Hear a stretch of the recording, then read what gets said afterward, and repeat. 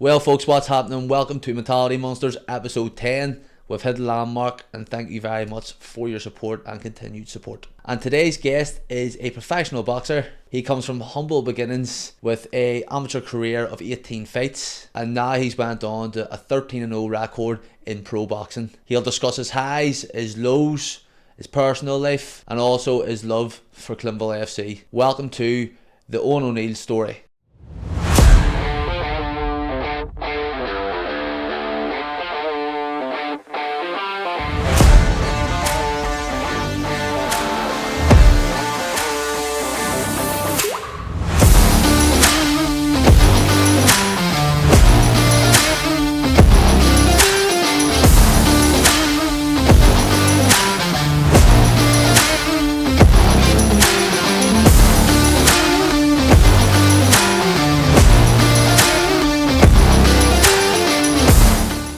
Well, folks, what's happening to episode 10 of Mentality Monsters? So, we've reached the landmark episode here. 10, I didn't think we'd get here this quick.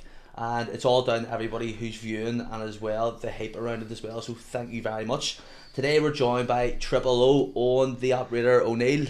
Owe, cheers for coming on, bro. Good man, bro. Legend, appreciate it. So, 2 heavy weekends the last 2 weeks. Well deserved after fucking that there mental fight. Yeah. So, we'll start off, usually I start off with where you've came from and all that there, but we'll start off with the fight because the fight was so recent. Yeah. New manager, new trainer, team, yeah. you know what I mean? So, going into this here fight, what was different for you compared to your other fights? Well, it was probably the best camp I've ever had. I've trained for 3 months for that. From the 30th of December, that's when I went into deep camp. Obviously, I missed weight and all before that, and I went through a bit of a tough time, losing my nanny and stuff. So the 30th of December was the first day I really knuckled down. Obviously, I changed trainer to Dan Anderson and my manager, Paddy McCory. But originally I was meant to fight Dominic Donohan, a guy who beat me in the 2017 Ulster final. And so it was a big All-Irish fight, yeah. And it was meant to be an 8-rounder. So I actually done a camp thinking I was fighting 8 rounds, so it's down Dublin sparring 8 rounds, sparring everyone, 6 to 8 rounds I was sparring, and then Donegan pulled out a week before the fight with a hand injury. These things happen, and they had to give me a late replacement, and I ended up fighting the maddest boxing fight I've ever had in my life. I've been boxing since I was probably about 10 or 11, and it's the maddest fight I've ever been in.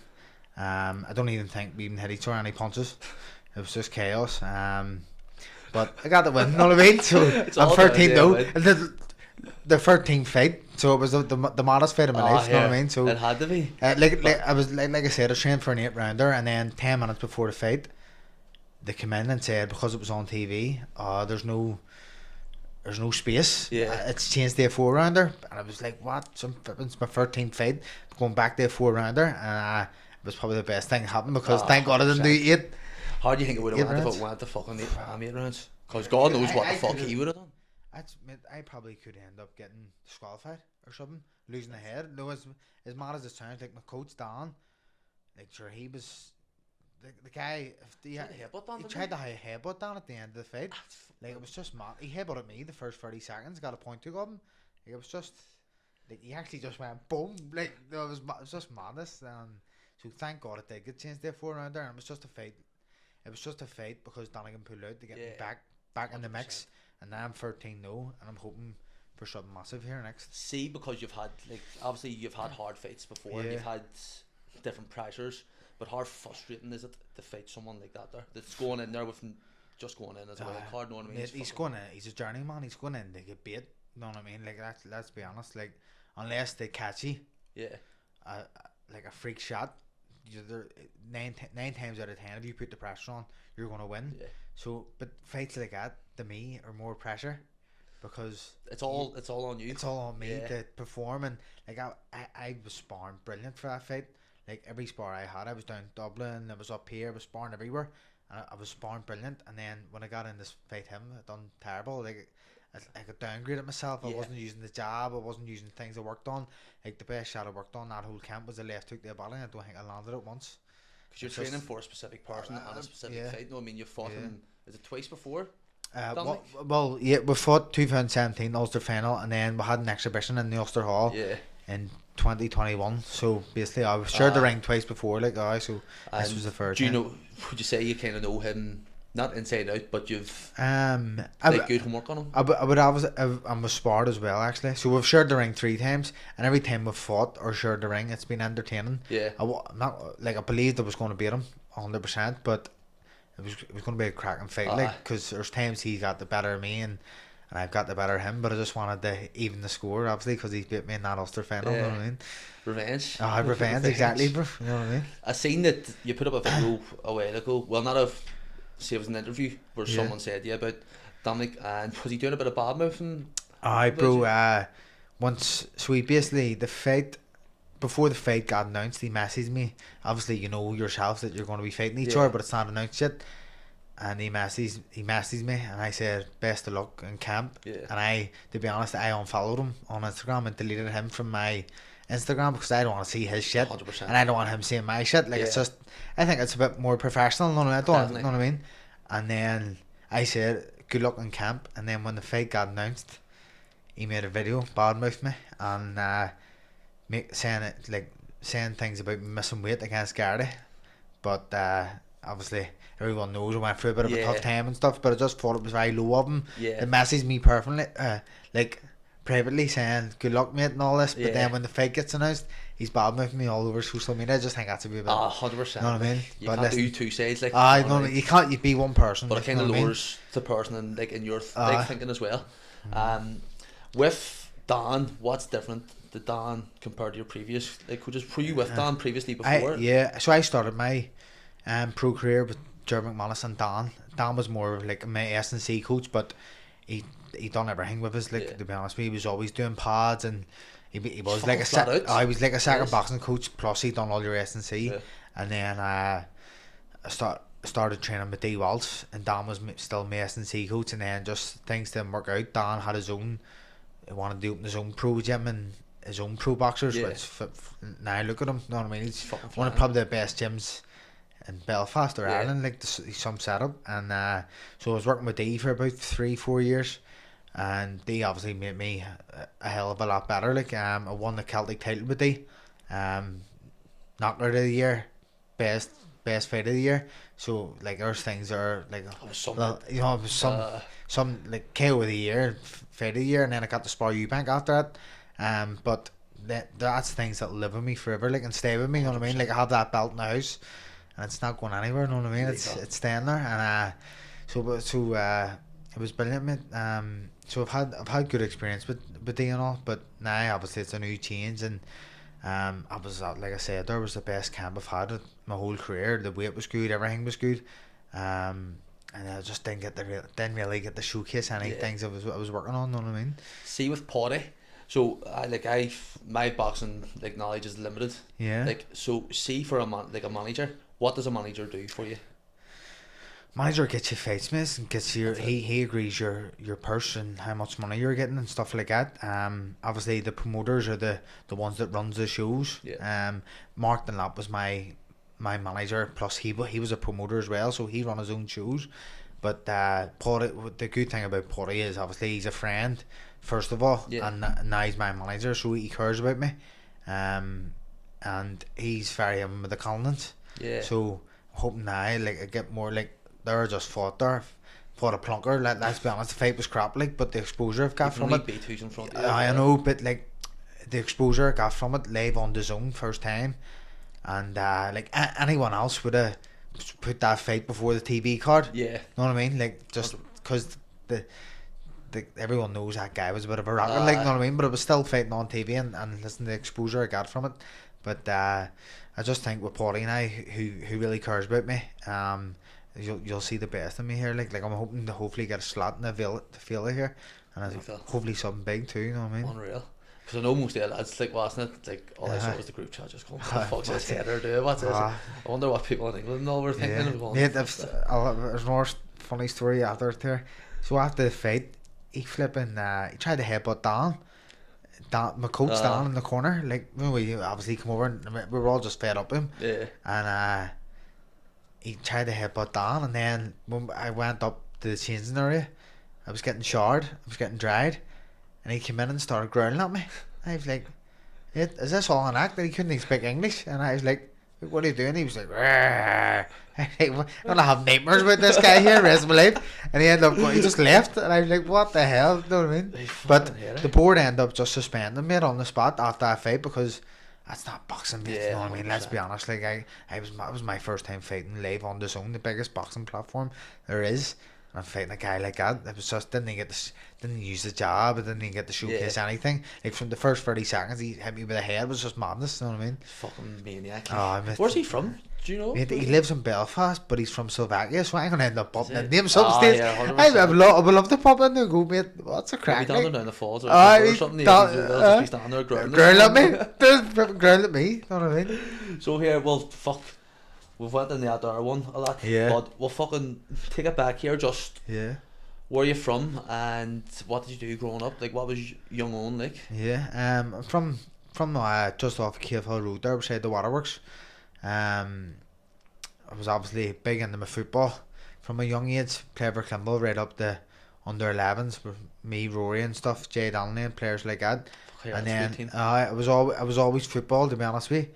And then, but I always boxed as well. My two cousins, Stephen and Ryan, they brought me to boxing with Emmons, but they were like the boxers in the family. And I always like maybe went on Monday and Wednesday and played football Tuesday, Thursday. And but football was my main sport right up until I was about 18, 19. Then I realised I was a better boxer than I was footballer. But so I really basically that's all. I was obviously into my sport a lot, and then obviously when I turned 18, 19, I put all my eggs into the boxing and started to pay off. Got picked for Antrim and stuff to go and fight in Cyprus, Belgium, stuff like that, and realised that we could make a good go at this. And I trained with Dan at the time, and Dan was like, you could do something here. And I remember obviously fighting in that Ulster final and getting beat. I thought the boxing career was over, but it was actually like I got beat, but I ended up getting picked for all sorts of trips because Donegan was from Cavan. So he was County Cavan, where I was from up here, so I was ending up getting picked on all the Antrim trips. And then from then, mate, it basically just kicked on. And just before COVID, I remember going flipping, I'm going to take this boxing serious. And then I got offered the same pro, and it was the best thing I'd done. And then it changed my whole life basically. It was a bit of a flipping big Clemville fan. I just used to look forward to the weekends and going to Clemville matches and going to away trips, drinking all day from 12 o'clock right through to going to Shamrock, right through the 13, 14 hours drinking. And flipping, obviously when the boxing just it took over my life, like, thank God, you know what I mean. Who would have been your biggest influence on you at that stage of your life? My boxing career, probably Dan, mate. Dan, and it just shows you, like, I'm back with Dan now. But if it wasn't for Dan, like, I probably would be still out, like, wouldn't have really done much in boxing, like, and that's the truth, like, because he was like a big brother to me. I'm obviously an only child. I have two uncles there who are like my two big brothers, but me and Dan boxed in the doctors together, and I was always very ballsy, mate. I was never the most technical, but I always used to go in and spar anyone, heavyweights or anything. I used to bounce in, and the coaches and all knew that. Like, I remember going to Rappin to fight against Rappin Boxing Club was one of the best in England, and there was no weigh-in, and the guy weighed in 11 kilos heavier than me. 11 kilos, like, that's mad in boxing. And like, that's like I was 71 kilos, so 11 kilos heavier than me, and he was massive. I still have the photo and all. I'll probably show you after here. And like, I only seen him when I get into the ring to fight him. Like, so there was no, like, pulling out. You know what I mean? Like, it's not as if we weighed in together. I only seen him when we got in the ring.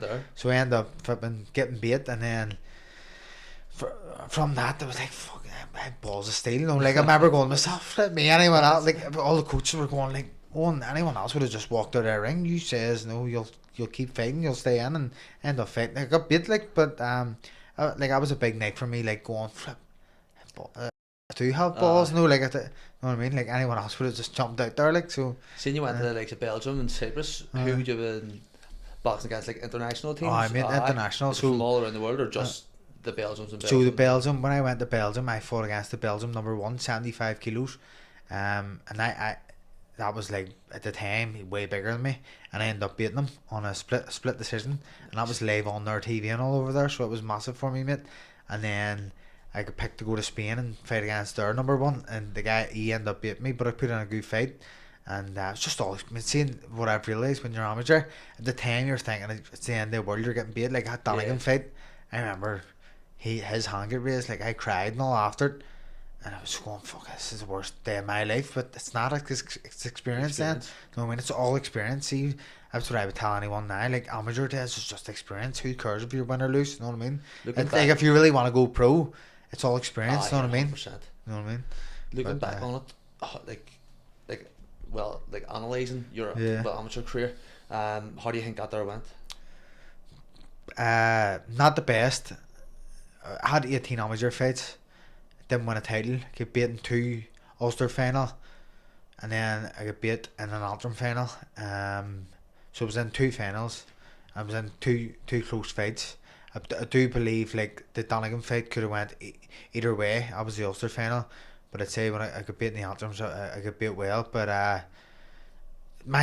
obviously I didn't win no titles, like, but my best things were getting picked for Antrim and going fighting against Belgium, where I won, and then going fighting against Cyprus, fighting against their number one, get beat, but you know what I mean, like experience. So let you know exactly where you are. No, exactly, you know what I mean. So I realised like I had it was alright, you know what I mean. Yeah. Not the best technical, but I had the Henrys there to go for it, you know what I mean. 100%. So you said you boxed the likes or sparred Chris Eubank Junior earlier.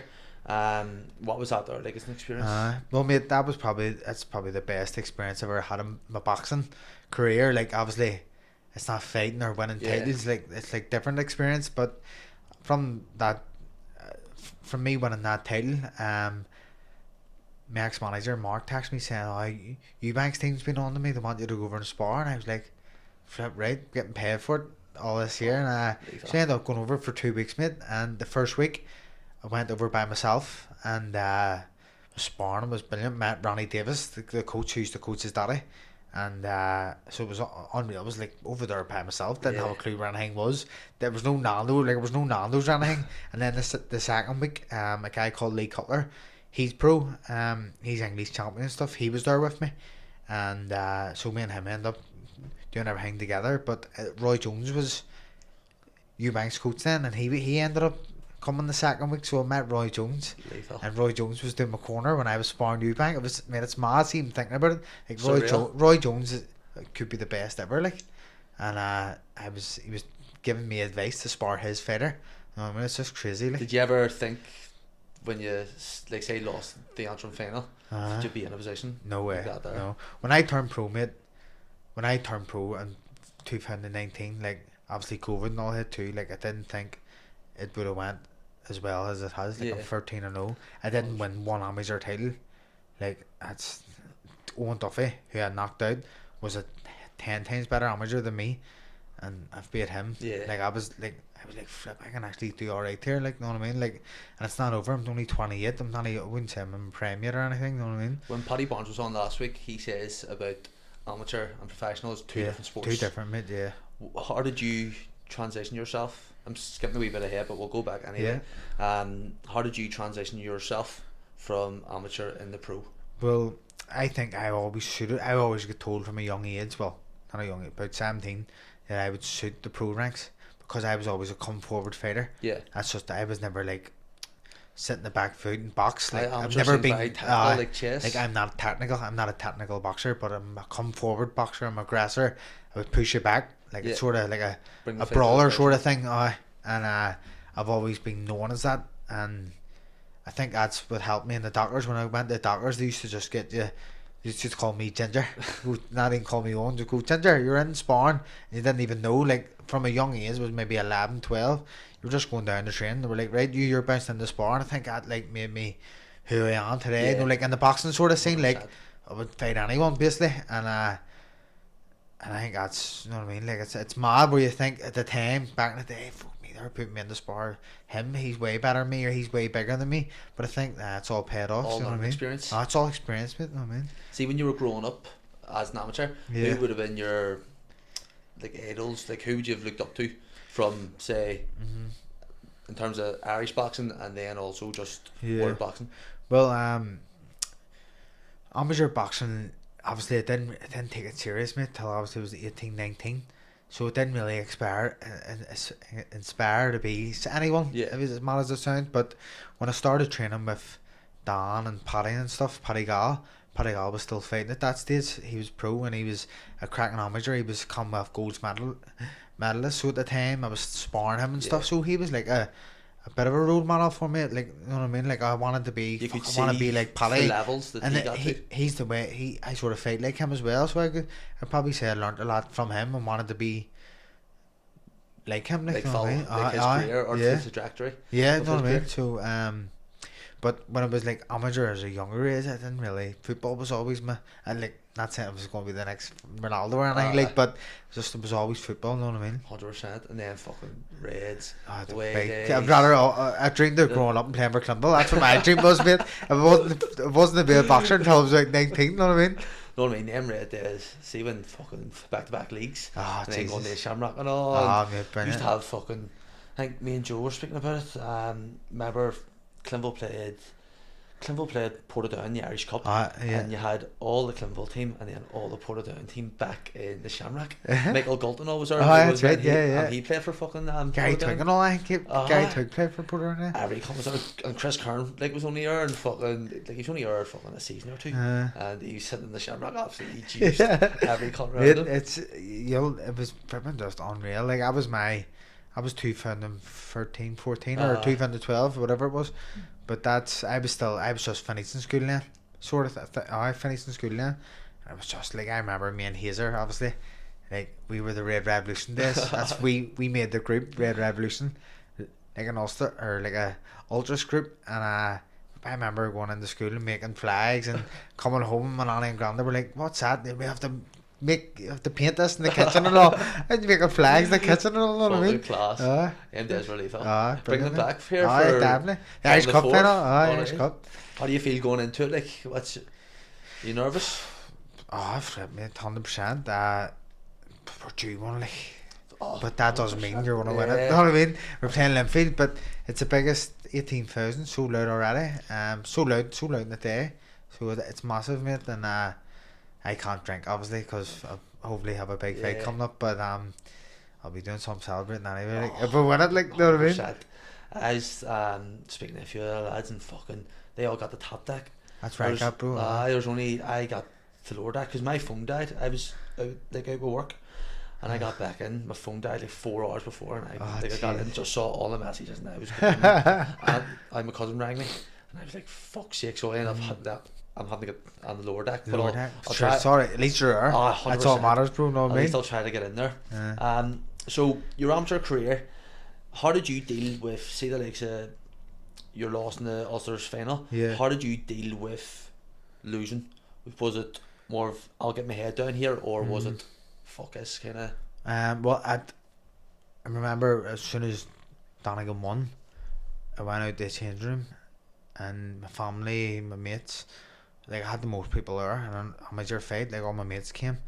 There's about 30 of them. Where was it? The Doctors Club, Dollars. Doctors, and everyone was up trying to talk to me and all, but I was crying my eyes out. Your head And, just wasn't in it. like, I was just, I remember, well, it was just the world's worst feeling ever, but that could have possibly made me who I am now. Yeah. Because if I won that, would have done what I am, like it made me better. Like I wanted to prove people wrong, and like it was, I ended up getting picked on all the anthem trips anyway. So Yeah. it was like a won, you know what I mean? Because it's 100%. usually whoever wins them gets picked on all the trips. Because Donegal wasn't from up here, he couldn't have went anyway. Why Because did he was- fight up here? Then? I don't know what it was, mate. I think it was with a club he was with or something. I can't remember. Or maybe there's Ulster. No, Cavan. He's from Cavan.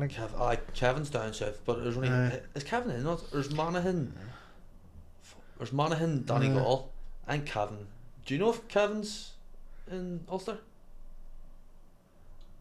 No, I I don't don't- think so. I no, don't maybe know. it's because what club he trained in or It something. could have been. But whatever it was, I know that he couldn't get picked for the trips, and it was like a Aye. one and Yeah. anyway. You know what I You- mean? Like, and you and the benefited. fight was a cracker. It was fight of the night and all, and it could have went either way. Like, and so to be honest, obviously at the time you were like, oh, this is the worst thing crying her eyes out and all like girl pants, and but it was brilliant, like, you know what I mean? So I said in the party last week I had 2 boxing fights when I was younger. Did and you?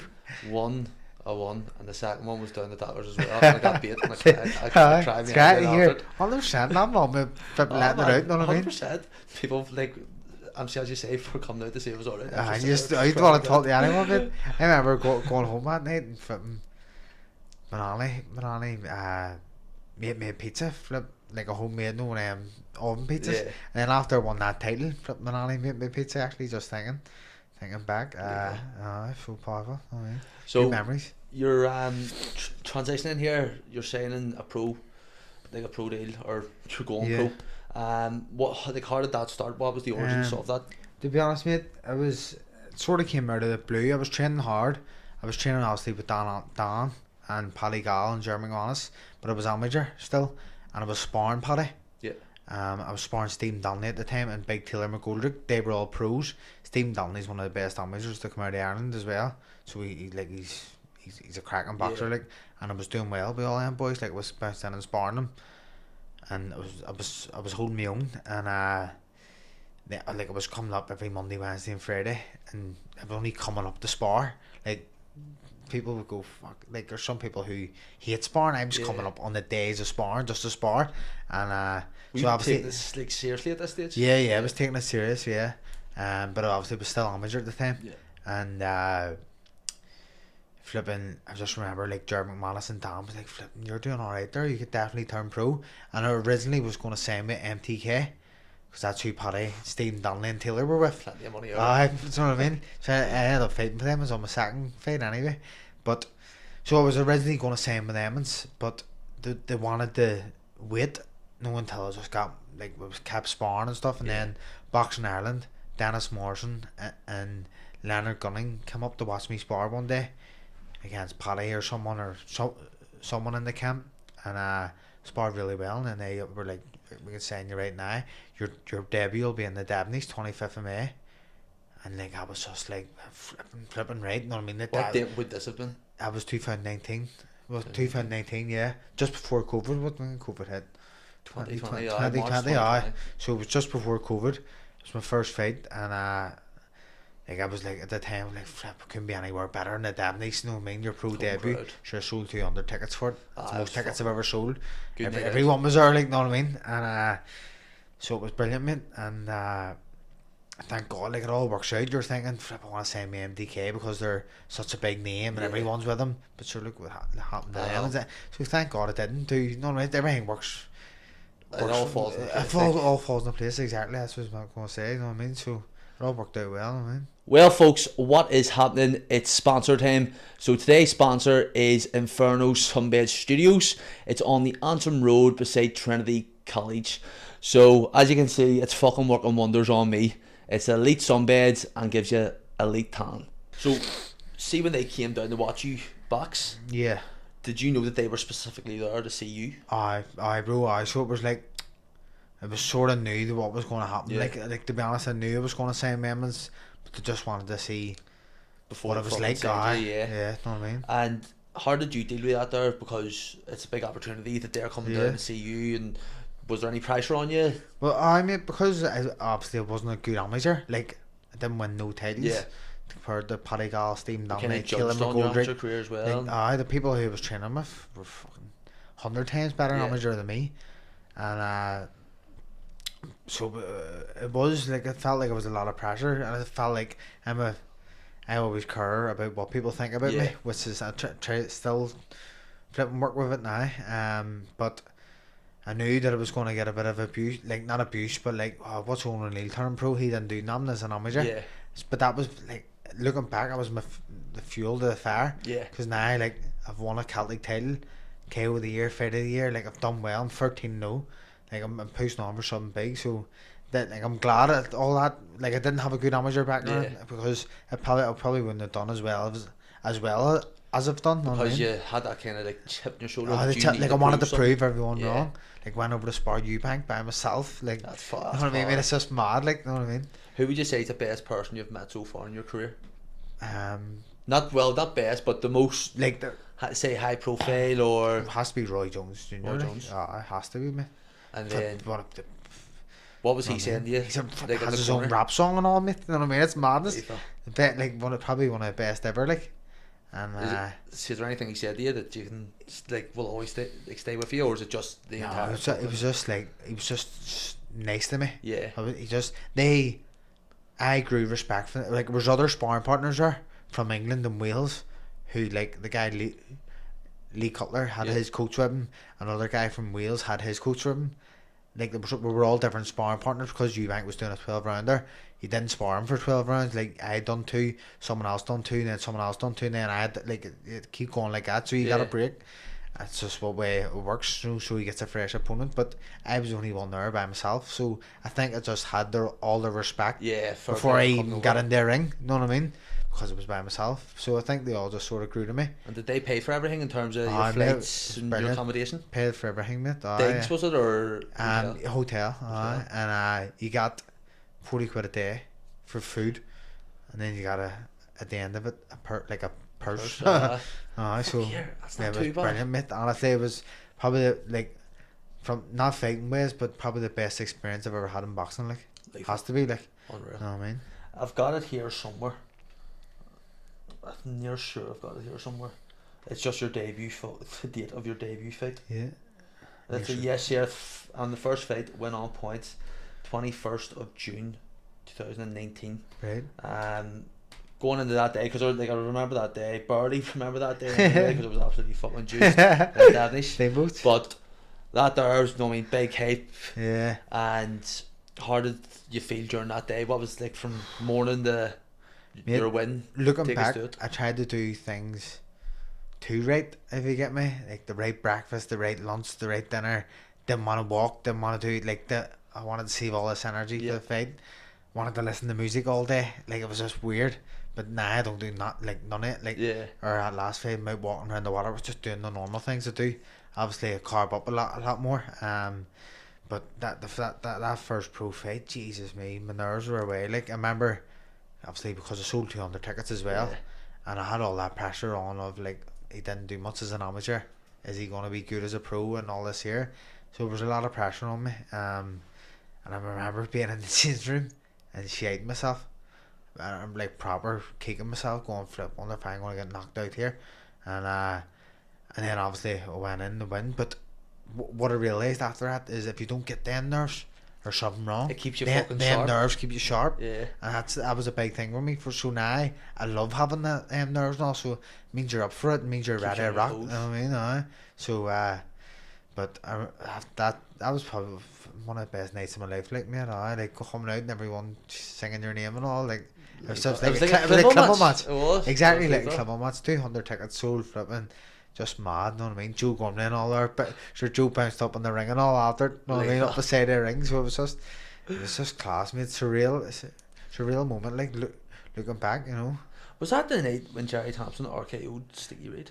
It was something like that. Jerry was there. Sure, the video, I have a video, and Jerry's big clap, his big claps in it and all. So, like, you know what I mean? Stuff like that. Obviously, Jerry's dead now, and lives me, you know, always watch that back, mate. No matter what is it, I have it on my phone, you know what I mean? It's do you have like a wee say corner or wall where you've got photos of wins or anything in your boxing, like the way you've got that belt in the house? Yeah, well I have the Milani had photos of me in the living room and stuff, but I have a trophy, like a trophy cabinet from all my trophies and stuff as an amateur, but it's just mate, flipping. You have your phone wherever hang on it, know what I mean? Know what I mean? Like I'm not one of them boys that has a wall, all photos of myself. Know what I mean? I don't have nothing like that. Like, but I do like looking back on all my photos and videos and stuff. Know what I mean? It's all memories, isn't it? I'm 100%.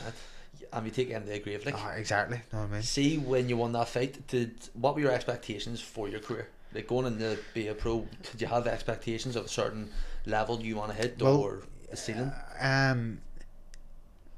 Looking back, I probably didn't. Obviously, I didn't think I was going to do as well as I've done. To be honest with you, I remember my old manager Leonard Gunning said, "We'll get you to 10-0, and if you win a Celtic title, you'll be happy." And I obviously changed promoter and manager and went to Markton Lap. And my 10th fight, I won that Celtic title. As mad as it is, but like It's all going to plan. that's the biggest night of my boxing career. It's the only thing I've won in boxing, mate. Like you know what I mean? It's mad as it sounds, and and I truly believe I can push on for a European title. Like I think, like obviously I was meant to fight Derek O'Garry for the Irish title. That was going to be massive, be a champion of Ireland, and obviously I missed weight and stuff. But like I truly believe I can win at least a European title here, definitely. Like you know what I mean? Going on to fight Duffy, what was the preparation for that there? Was there anything, because that's obviously your 10th fight, so I'd say things have changed an awful lot in terms of preparation, in terms of your mentality, your discipline. What changed for you leading up to that there fight? I was obviously you're fighting journeymen and all up until that, and then you're now fighting someone that's doing interviews saying he's going to come for the knockout, which he said he was coming to knock me out. I worked out with. And but flipping from the first round, he did, like, fair play to him. He came out trying to take my head off, and that's not the way he usually boxes. So that it caught me off guard. Even though he was telling me I'm coming to knock him out, I thought it was just like, sure, everyone says that, mate. You know what I mean? But he actually did come. He came all guns blazing. But it was exciting, mate. And that's what I'm in pro boxing for. Like I'm not in pro boxing to fight plunkers like that guy fought last week. You know what I mean? Like I fought them days where what's his name? I don't even know his name, mate. I don't even know. Camille, was it or something? Camille? I don't even know actually. But like I said live on TV after, like I fought my days of fighting guys like that were over. But listen, shit happens. Your man Danny get pulled out. But I want to be an exciting fight. So I mean, I want to retire and go. People will talk about that Duffy fight for years to come. Because fight of the year, the knockout. Like I'm going to be remembered for that, and that's what I want to do. I want to be in fights like that. You know what I mean? Like you don't want to be in just beating someone that you know you're going to beat. But I don't want that. What goes behind your homework going into the likes of the Duffy fight? Would you sit and watch a lot of his fights or videos of him sparring, like anything like that? Well, your coach would normally do that. I think I watched the fight against him and Donegan. Donegan was actually beating him, and then Duffy stopped him with a body shot. I watched that fight, and that was the only fight I watched of him. And obviously my coach Dave at the time watched a bit of him, and he was southpaw, so there's a lot of, you know what I mean, you have to do, you can't really, there's plenty of right hands against the southpaw and stuff like that, so that's what the game plan was going into it. Were you aware of that body shot going into it? Pretty worried about it at all? No, not really, no, because I know I'm tough. As mad as I know I'm tough, like, and I've been in with Lewis Crocker, Lewis probably one of the best. He is going to be one of the best. He's unreal, mate, and he's the hardest puncher I've ever been in with. And if I can go in and spar Lewis, and he's hit me some hard shots, I know most of the people I'm going to be in with won't hit as hard as him, like. So that gives you confidence. And I sparred Paddy Gall, obviously sparred. Well, I didn't spar Eubank until after that, but I didn't think Duffy could hurt me, to be honest with you. Or he hit me some cracking shots in that fight. Bang on the button and didn't faze me, like I just kept coming. But you don't want to be known for that either. Like I don't want to be end up punch drunk. Know what I mean? I want to be smart and not get hit. Know what I mean? And the KO. And talk us through that. Mate, it was just mad. Like I remember D saying to me last round, like, and he goes, "You need to go out and do not stop throwing punches." And that was like flip me, I'm gonna get beat here. All points was at that stage, was he? Yeah, he was up. He was up by a round. The ref said. The ref judges them Celtic type fighting. So I obviously asked him after. He's like, "Oh, you were down on the scorecard." So, like, looking back, if you watch the last round, the first punch I throw was a big overhand right. So you knew I was like, who goes out and throws an overhand right in their first punch? Like usually jab for a while or whatever. Usually set it up. Like the first punch I threw was a big right hand trying to knock him out. And did he expect that there? I don't know, mate. I don't know. But obviously it was a left hook I knocked him out with. But I caught him a right hand then left hook. It was just folded up. It was just mad, mate. But here, I think even I didn't even celebrate, mate. You know what I mean? I tried to calm the crowd down, and right after the fight, I went straight home. Sure, all the boys. I think it was big 40s and knees engagement party that night, and I was meant to go to that and all, and I just. Duffy was in hospital, like I couldn't celebrate. I just went straight home, and as mad as it sounds, the best night of my life, but at the time you're worried, mate. Like, you're worried this guy might not wake up. You know what I mean? You mentioned it, and you know your interview and stuff after. Like, scurry biscuits, like, to be honest with you. And but thankfully he was alright. Would you say that's been your best fight so far? Oh, definitely. Best night of my life. Best Alright. punch I've ever threw. And then, see as well, moving on to, isn't it the Garrity fight? Yeah. Yeah.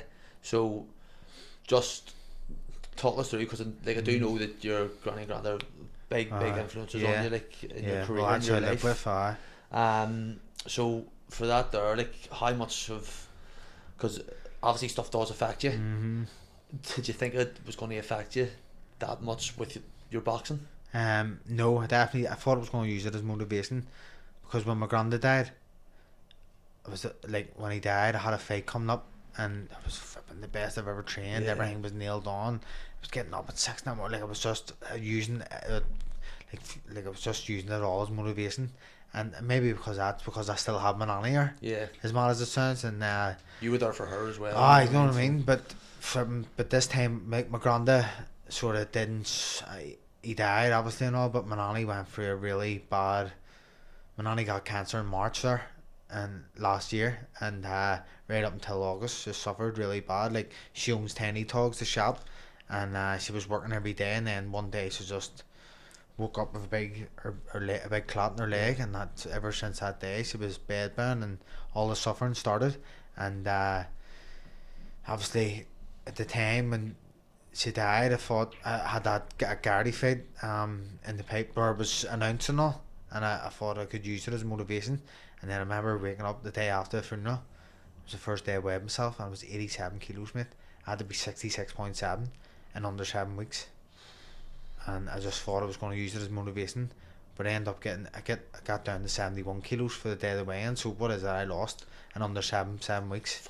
17 kilos, something like that. So kg.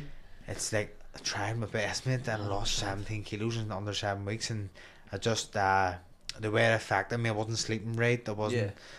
All them things play a big part, and I just should have really said I need to postpone it, but I didn't, because I told my nanny the worst thing I could have done was I told her that I was going to win that title for her when she was still alive, laying like in the bed, and it was the worst thing I ever done. You know what I mean? Like as mad as it sounds, because I felt like I needed to do it for her, but like that's not the way. That's not the way life works, mate. You know what I mean? 100%. That's what I've realised. You know what I mean? Just because I said that, I thought, I'm going to do this, and I'm going to knock him out, and I'm going to, you know what I mean? You're playing it on your head, the way it's going to go. You're trying to visualise it, and then that's not the way things go, mate. No, what actually, first, I'm going to ask just the influence that they had on you in terms of your career, in terms of supporting you. But the videos your granda, the ones you always have in your memories on Snapchat, fucking belters, like I still watch them. Well, I have video nearly every day of a memory of me getting a video of him doing his head in, and just I done my granda's no, not done my granda's head in, like tortured him. I just videoed any wee thing he done, and he was obviously a big gambler, and checking the horse racing with his big glasses on, only one glass in one eye, and all. It was just, he was hilarious. Old school, exactly. And just thank God I took videos, mate. You know what I mean? Because I'll have them for the rest of my life. My nanny never let me video her because she was too switched on. You know what I mean? But thank God I had them videos. My granddad, I still have them. You know what I mean? And you can look back on it anytime, mate. And I have exactly, mate. Like there's last night. I was thinking about my nanny. I put that wee picture up of her, me and her. Like that's the last photo I have of her, and it's from 2021. Me and her like together. You know what I mean? Just wee things like that. Scary how quick life can change. Gold, man. We're just gold. Yeah. You know what I mean? Sure, flipping. My nanny, when I knocked Duffy out, my nanny made me a pizza and all that night, and then the next year, she's flipping got cancer. You know what I mean? It's scary biscuits, man. Just all changed like that. What influence did they have on your career in terms of support? Support, any everything, mate. Flipping anytime like I needed money or I wasn't working or they sorted me out. Like my nanny washed all my clothes. I was spoiled rotten. Yeah. You know what I mean? I was spoiled rotten by the two of them, and I lived in that house. I'm still living in the house. Never pay for a bill. You know what I mean? I'm just spoiled rotten by them, and I mean, they were big. Just I can't even put into words, mate, how much they meant to me and how much they done for me, and just miss them mad. It's crazy, like, you know what I mean? You can see why like something like that would affect you, because again, it's it's not like you're not losing a parent, but they're the ones Yeah. that raised you. Yeah. Know what I mean? You've lived with Yeah. them, and it basically is like losing a Yeah. fucking Oh, parent, it's like know what I mean? losing like my mummy and my daddy. I'm very close to my mummy and daddy. Very close to them. But my mummy obviously has lived in Spain for the last 15 years. But now she's back, thank God. And my daddy's like my best mate. But as mad as my mummy and daddy were 17, 18 when they had me. Yeah. They're like my brother. We're like my brother and sister. Like they are. No, I have a relationship. Tell them everything. You know what I mean? And just my nanny and granddad were just unreal people in my life. Like, you know what I mean? And then my other nanny and granddad who live in Ballycastle. My other nanny died 4 months after my nanny in August. She got cancer too. So it was just a shambles, mate. Just a shambles year, mate. Exactly. And couldn't wait to pass her, like as mad as it sounds, just couldn't wait to start fresh again with Dan and stuff, and just get my life back together and get my career back on track. The most important thing, you know what I mean? The incident, well, not incident, but the entire thing with Gary, like how did he take it? Was he dead on? Mate, he was 100%. I have to give him respect. He could have come out and blasted me all over social media, but he didn't. He came, but I think I sort of earned his respect. Like I showed up to the weigh-in, knowing I didn't make weight. All my mates were there. My family was there. My family from Ballycastle drove down the weigh-in. No one knew I wasn't making this weight apart from me.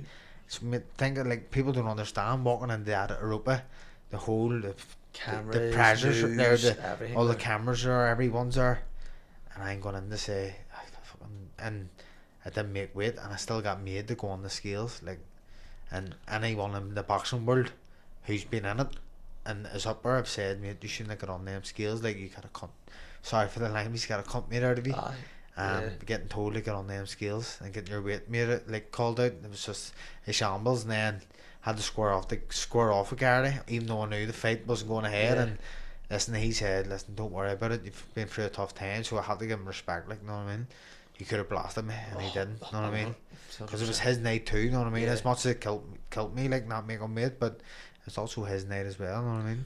See, the promoters, were they fucking spot on about it, or were they raging? Mark, sure, I don't work with Mark no more, so that sort of tells you what went on there. But listen, everything all works out, you know what I mean? Now I'm with Paddy McCory, a friend, he's my manager, someone that looks out for me, just got me fighting on the zone. First fight back after apparently my career was going to end. Oh, you missed weight, you've done this. So now I've just fought on the zone against like the publicity I've got from it. 13-0 sounds fucking well. 13-0, mate. I'm hoping, like, I want big fights. Like, it's not as if I'm shying away. I was meant to fight Danigan, he pulled out. I'm hoping to fight someone big on the field here. Like, that's my plan. Like, you know, do you think you can do your career without a loss? Fuck, that's obviously your goal, like, isn't it? See as long as I come out of professional boxing as a champion. I'm a champion already. I've won the Celtic title already, but I want to obviously win a European title or become Irish champion. If I come out and I can buy a house for myself, I'd be happy. Lethal. That's my plan, you know what I mean? And then after that there, you started training for that last fight, was it on the 30th? 30th of March, yeah. So what was the build up for that there? And like, see, just in terms of your new coach, new maybe style of training. Yeah. How did you adjust to that there yourself? Well, me, it was brilliant. Obviously, the Gardy fight was the 14th of October. I missed weight. Went through a bit of a tough time until December. Didn't really leave the house too much, to be honest with you. Piled on a load of weight, and then Dan Anderson, can't thank him enough, came and said, listen, I wanted to train with him at the time as well, and we went for a coffee, and he had me up in the Cave Hill doing sprints. I had no fight dates, had no nothing, and he was 8 o'clock in the morning, had me up doing sprints with no fight. Like, that's a big, you know what I mean? Like, when you've nothing in the pipeline, you're still getting up early to go and do it, and I've been doing that since obviously like the end of December sort of thing, right until now. So did you think that your career was over after that? After that Gardy fight, yeah, the day after, yeah, I got blasted all over social media, like people don't understand, but until that you go through that sort of thing, like you just miss weight too, like it's not as if, like, look, it was the worst thing, obviously I'm not on this diet, it's the worst thing that's happened to me, but at the time you're thinking, fuck me, like, I just want the ground to swallow me up here. I'm just constantly getting blasted all over this, that, I think at the end of the day, I'm only missed weight. And Garrity, the guy I done it to, was flipping sounder than me than half the people badmouthed me. You know what I mean? It's mad, like, you know what I mean? The guy who I done it from other pros as well. like just other pros from down south and stuff I got. You know what I mean? Where's Like, Garrity from? he's from Dublin, man. So it was just flipping terrible Just time. get And then I'm a taxi man too. So I got a taxi and like people were like fucking, people think they're slaggers. How'd you miss, fat cunt? How'd you miss weight and all? Fucking eating too much chippies while like people only messing about, but it's just still, you know what I mean? It's just thankfully I got that fight there, that madman over, because everyone's talking about that now. Yes, That's the way the world works, mate. See, if something happens, no matter what it is, if it's good or bad, people talk about it. So now everyone's talking about this racket I fought, and they're not talking about me missing weight, so it's a good thing. You know what I mean? I've forgotten about that. Have you ever got anyone like taxiing that's like got a bit too too lippy? Flipping. Trying to think, but like no, you probably know me, but like I'm a bit of a sort of not a hothead, like, but no, if someone tags me, like I'll just go and meet them or something. You know what I mean? But no, I haven't had that, like, you know what I mean? Nah. Just people badmouth me, like, you know what I mean?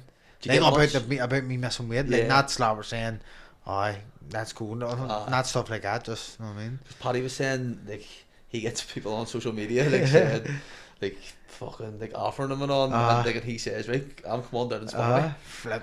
No, I haven't gotten on that yet. Like, I hope I don't touch me. They ask me because I'll send me crazy too. I mean, I end up fighting every day. If that's the case. I'm Solitude Gates. Flip. Fuck's sake. Flip badness. No. Saying you won the title and you went on to the pits of Solitude and you got the stand ovation, all that there. Like, how was that for you? Made sure on my Instagram that's still a pinned post that I think I'll always be. Like, I was massive for me. Like I don't think people understand. Like, the club like I'm a big Clemville man, like, and been going since I was a baby. Like, my daddy used to get me every Saturday, and we used to go to Clemville matches since I can remember. Like, you know what I mean? And my daddy always says this story, like, we were getting paid 4-0, 5-0 when Clemville were crap. And he was like, right son, slicing, come on, we'll go. And I was like, no daddy, I stayed to the end. And I can't even remember it myself, like, it was like 7, 8, whatever it was. So like, that was massive, mate, getting announced on the pits. And it won't be the last title, like, definitely not. It'll be bigger titles too, you know what I mean? Do you think you could ever fight at Solitude?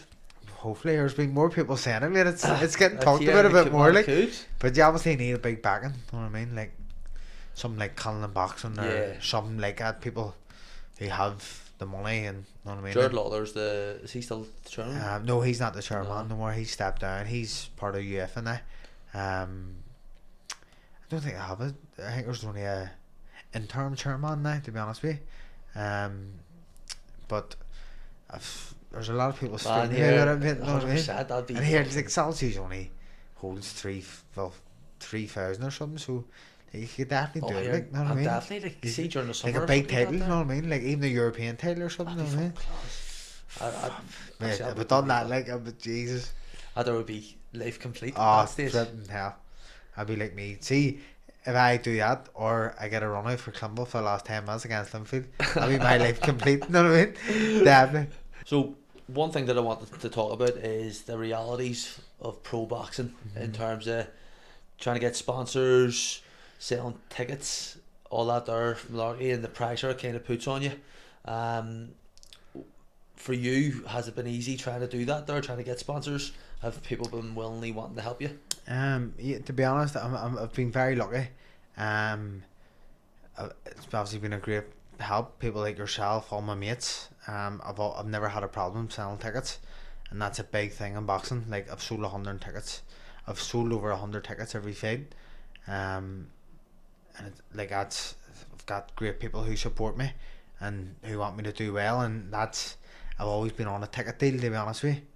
And if you don't sell no tickets, you don't get no money, and you'll not fight. Like, you have to cover your fight cost, and if you don't do that, they'll just pull you off the card. So that's the reality of pro boxing, unless you're a cracking amateur like Mick Conlon, people like that, like the best names behind them. In the amateur, if you've done it all in the amateur game, and then you go into the pro ranks, you'll be backed. You'll get all the money, you'll get all the, you know what I mean, the backing basically. But if you're like people like me who didn't do much in the amateur, you to come up the hard way. And but listen, I've loved it. I wouldn't look back. And like all them people that's bought tickets, people like yourself and all, and you know what I mean, like that's who now I want to win titles for. I want to give back to all them people who supported me, and who, like people like the Gardy. I sold 150 tickets for that Gardy fight, and no one got a refund. Like that see now that adds fuel to my fire, and that's who I want to win the next title for. 100%. People like that, people like Manani, Magranda, who supported me my whole career, who I wanted to win that Irish title for, and obviously I didn't make weight, but it's all fuel to the fire. You know what I mean? See, when you got the Clemville badge on your shorts, was that your decision or the Clemville? No, that was my decision, mate. That was always my decision. You know what I mean? And walking out with the Clemville top, that's just like most people walk out with their top with their sponsors and all on it, but I walk out with I'm a red man, you know what I mean, through and through. So I'll just do that right until I finish, like. And there's more Clemville fans back. I mean, no, like every fight you feel like you're getting a wee bit more noticed, and especially because of that fight there. I was at the match the other day and everyone was talking to me about it. There's no publicity is bad publicity, and that's what they say, you know what I mean? So the red fans have been like even their social media and stuff like that. They've been very supportive of you. Oh, it's big time. Always, like there's like each time you're fighting, there's a post. And that's class to see. That time I knocked Duffy up, or knocked Duffy out.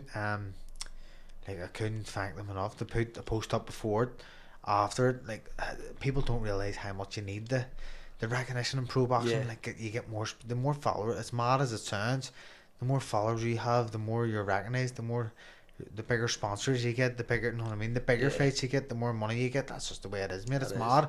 I mean, it's not really high. Kind of like good a popularity. Yeah, it is, mate. Like it's about how it's a marketing thing. No, like how good you can market yourself, and that's how you attract the fans, the money, and stuff like that. You know what I mean? What would be the best advice you've got in boxing so far? Flip. Don't care. Well, since I turned pro, I was worried about what people thought of me turning pro, because I didn't win this and win that.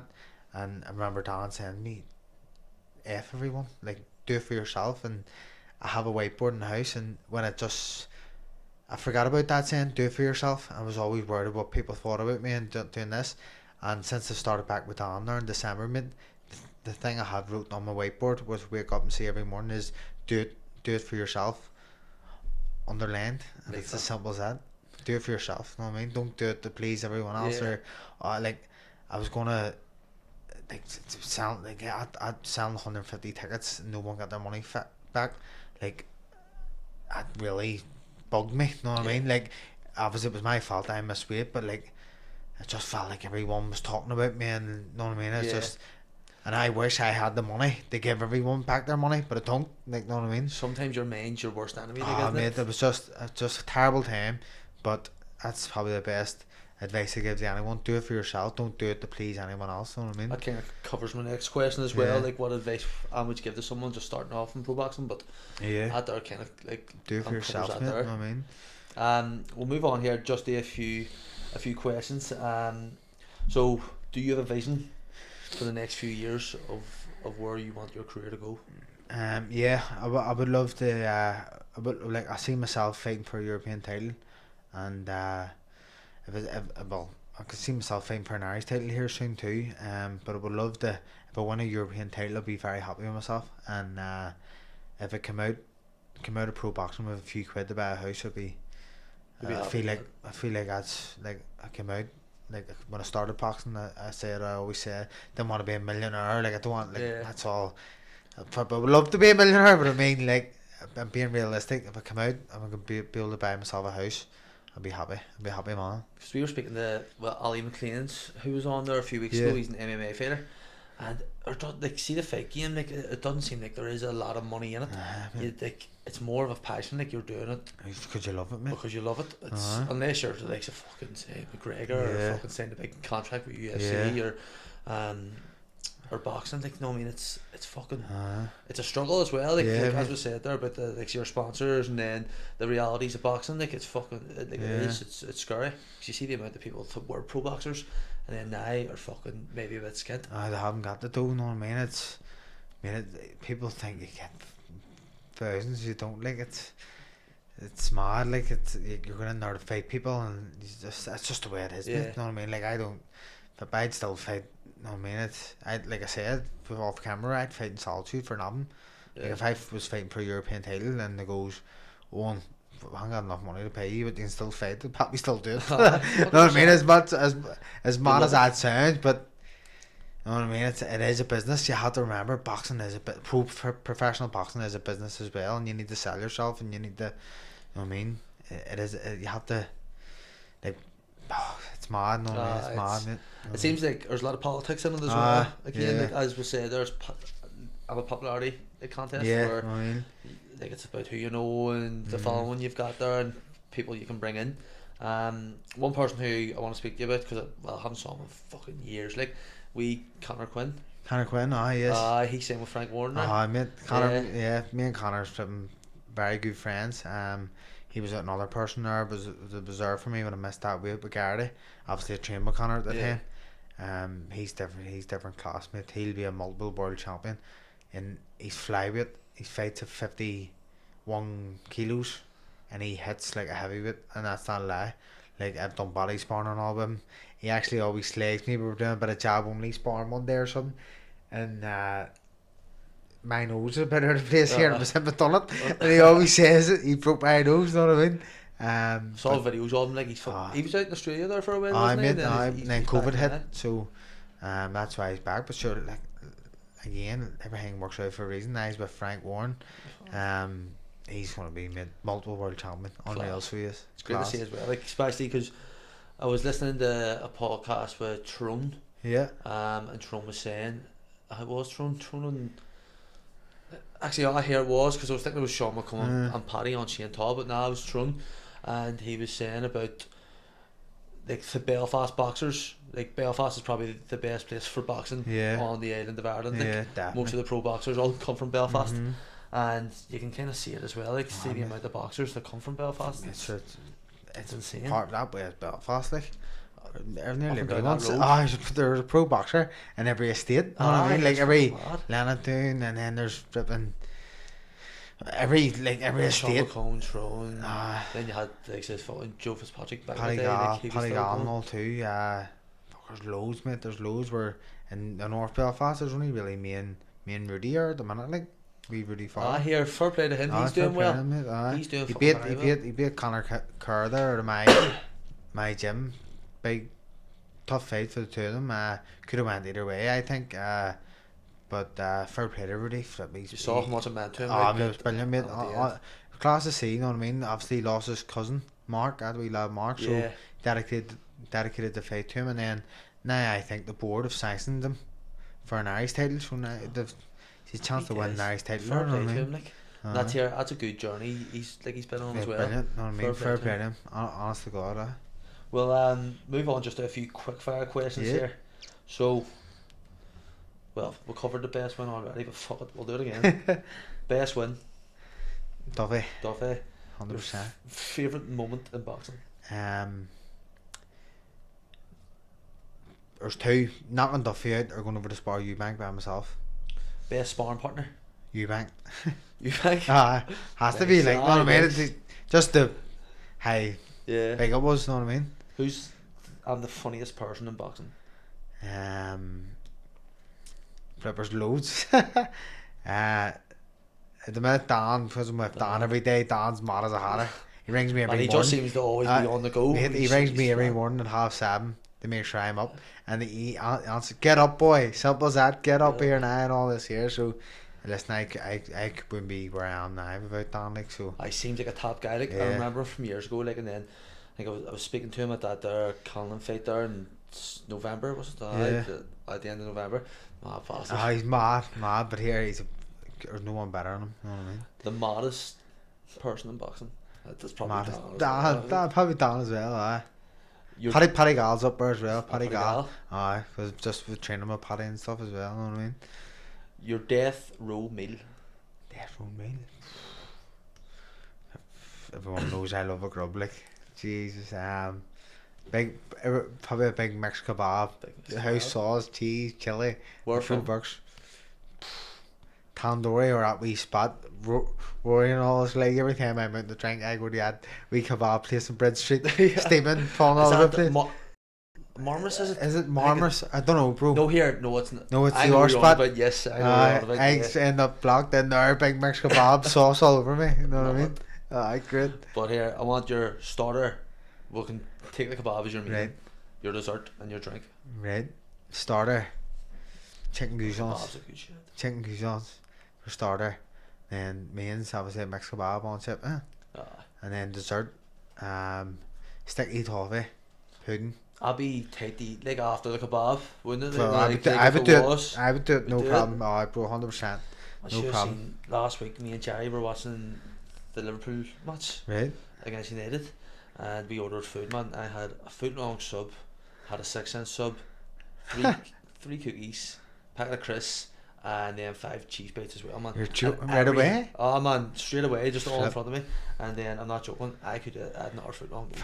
Bro, see when I was in camp, like deep in camp, so every night before bed, I was watching man Beard Meets Food Yeah, on YouTube. I watch all his videos. I watched nearly every one of them because you're not you're starving, but you're like, I would love to eat this and eat that. And I watch all his videos, go, fuck, I know great. You see lads that are like, say, cutting weight or in camp or dieting, like even, and someone opens a packet of crisps and they just say, here, gives a smell of them. Are you like that as well? I like watching people eat. Here. I don't know about smelling it, like, but I like watching people. Do you ever watch Right. Gordon Ramsay, Hell's Kitchen? They got that there, and then he goes the kitchen nightmares. The kitchen I've nightmares watched for a that, while. I yeah. was flat out just Yeah, every single day. I right. watched about 3 or 4 episodes, sitting watching all food, and then you get wee ideas. You go, fuck right here, I'll do that. That's why I am at beard meets food. Let me. See, because you're possibly fighting here in the Fela, is that your holidays now cancelled? Oh, mate, that's me. I knew last Sunday was my last time drinking.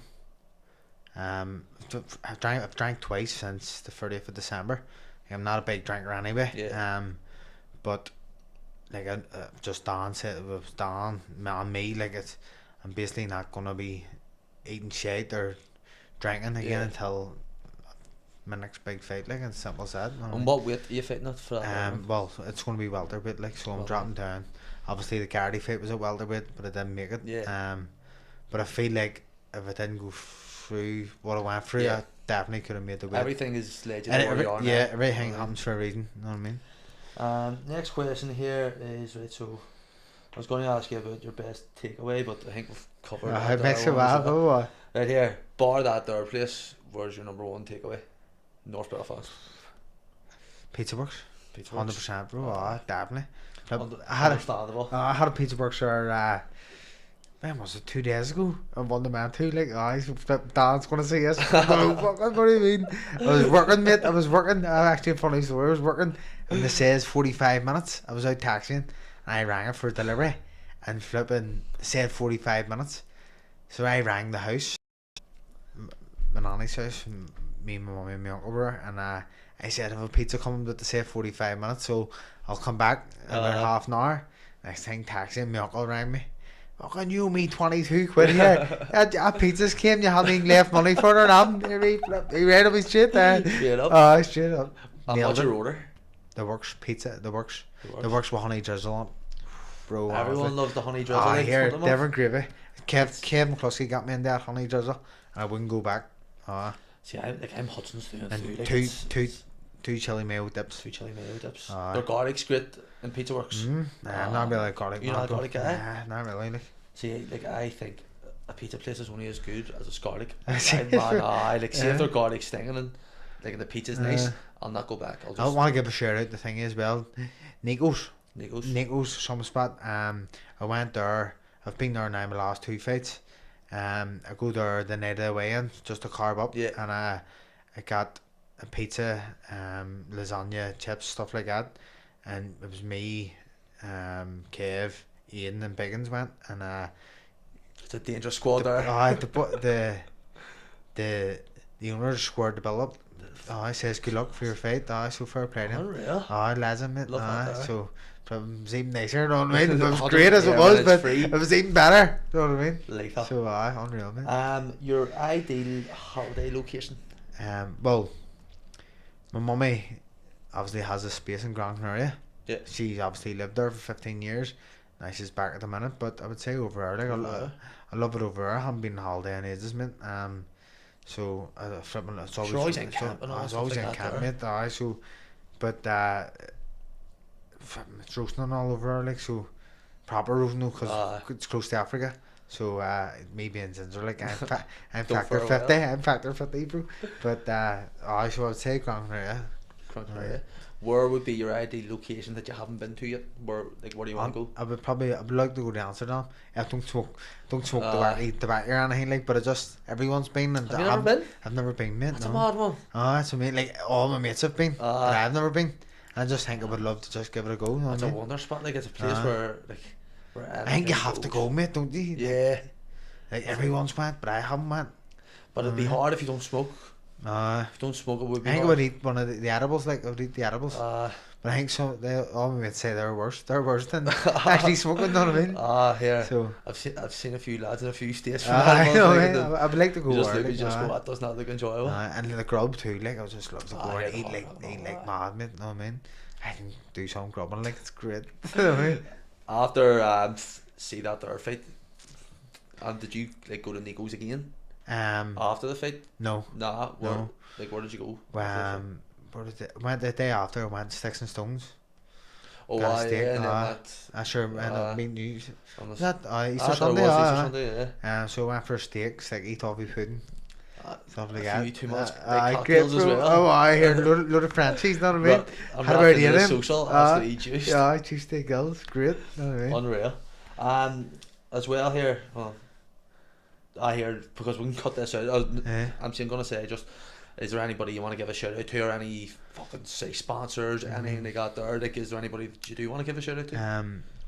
I'll mention B Cabs. I give a shout out to Nico's there, didn't I? Like, Yeah. that was alright. I'll say that B Cabs, like, because when a fight's coming up, B Cabs sponsor me, so they just let me work for free, or they let me just work to make money. Yeah. I don't have to pay no depot rent. Serious? Like Fuck that. yeah, Mate, that sounds that's great, mate. And then they give me part-time depot rent when I don't have no fights coming up. Yeah. Know what I mean? Like, so like Fuck, now fair play to them, I that's only good. pay part-time. Know what I mean? Lethal. But I can work along as I whenever want. you Know what I want. mean?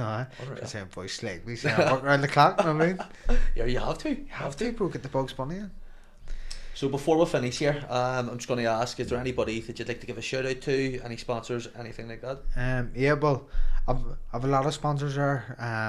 Cam Clussy Barber Co, Monaghan's Court, there's a few more there. There's loading Empire Sports, but B Cabs as well.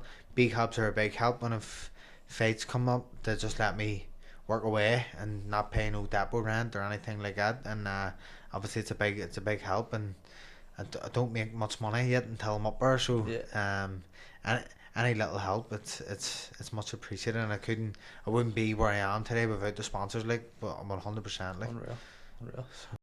Cheers, and thanks for coming Thanks, on, bro. Good Appreciate man, it. bro, Legend. Good man.